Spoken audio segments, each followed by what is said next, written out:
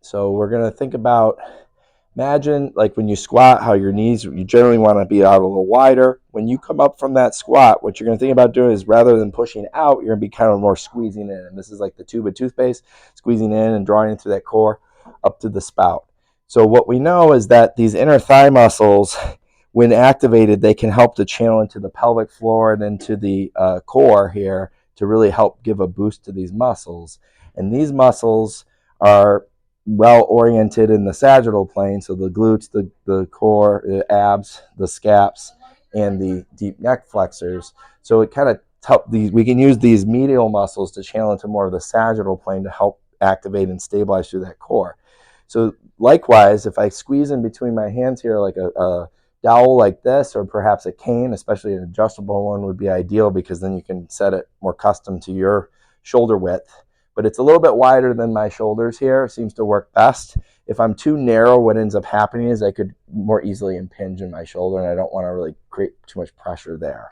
So the goal is, as I'm squeezing with this stick, is to channel that through my shoulder blades and really help to leverage my shoulder blades down and back.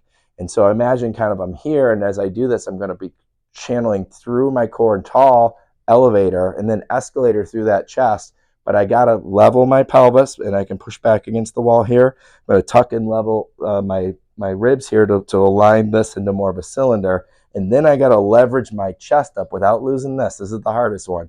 Got to keep that there and then tuck and lift here. And as I'm doing all that, I'm going to squeeze through my thighs as I straighten out, squeeze through my shoulder blades, and really try to lift without my low back or hips coming forward off of that wall.